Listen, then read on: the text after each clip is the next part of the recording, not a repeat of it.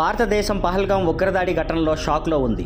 సామాన్య ప్రజల నుండి సినిమా స్టార్ల వరకు అందరూ ఈ ఘోరమైన దాడిని తీవ్రంగా ఖండించారు. ఇది మన దేశం ఎదుర్కొన్న మొదటి దాడి కాదు. గతంలో ఎన్నో ఉగ్రదాడులు జరిగాయి, ఎన్నో ప్రాణాలు కోల్పోయాం. ఆ బాధలు ఇంకా మన హృదయాల్లోనే ఉన్నాయి. మన దేశ సినిమాలు, ముఖ్యంగా దక్షిణ భారతదేశ సినిమాలు, అందులోనూ తెలుగు సినిమాలు ఉగ్రవాదంపై ఎప్పటికప్పుడు గట్టి స్పందన చూపించాయి. ఈ సినిమాలు కేవలం వినోదం కోసం కాకుండా దేశభక్తిని ప్రేరేపించాయి. ఉగ్రవాదం యొక్క భయంకరమైన వాస్తవాన్ని చూపించాయి, మనల్ని ఆలోచింపజేశాయి. అలాంటి కొన్ని తెలుగు సినిమాలపై ఇప్పుడు ఓ చూపు వేయండి.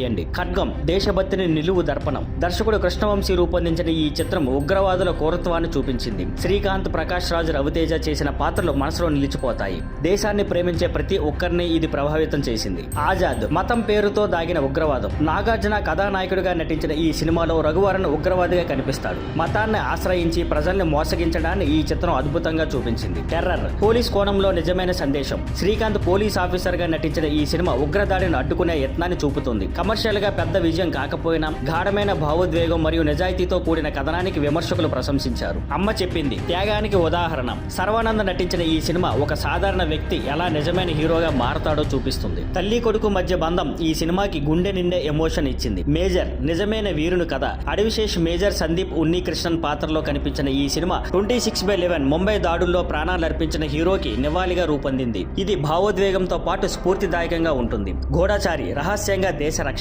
ఇంకోసారి అడవిశేష్ నటించిన ఈ చిత్రం ఒక గూఢచారి పాత్ర ద్వారా దేశభక్తిని చూపించింది. స్పై జానర్ లో కొత్తదనం ఇచ్చిన సినిమా ఇది. యుద్ధం శరణం. ఉగ్రవాదం వల్ల బాధపడిన కుటుంబం. నాగ చైతన్య హీరోగా నటించిన ఈ సినిమా ఉగ్రవాదం ఎలా సాధారణ కుటుంబాల జీవితం దెబ్బతీస్తుందో చూపించాలన్న ప్రయత్నం చేసింది. వేదం సామాజిక సందేశం ఉన్న కథలు. కృష్ణ జాగర్లమూడి దర్శకత్వంలో తెరకెక్కిన ఈ సినిమా అల్లు అర్జున్ మరియు మంచు మనోజ్ ప్రధాన పాత్రలో నటించారు. ఉగ్రవాదం వల్ల జరిగే విధ్వంసాన్ని చూపిస్తూ సమైక్యతను ప్రోత్సహించింది. డబ్బింగ్ సినిమాలో విశ్వరూపం, తుపాకీ, రోజా. తెలుగు డబ్బింగ్ లో వచ్చిన కమల్ హాసన్ విశ్వరూపం, విజయ్ తుపాకీ, మణిరత్నం రోజా సినిమాలు కూడా ప్రేక్షకుల గుండెల్లో చెరగపోని ముద్ర వేశాయి. రోజాలో అరవింద్ స్వామి జాతీయ పతాకాన్ని రక్షించే సన్నివేశం ఇప్పటికీ జలధారించే గూస్ బంప్స్ ను కలిగిస్తుంది. ఈ సినిమాలు మనల్ని కేవలం వినోదం కాదు, దేశాన్ని ప్రేమించమని, రక్షించమని స్ఫూర్తినిచ్చాయి.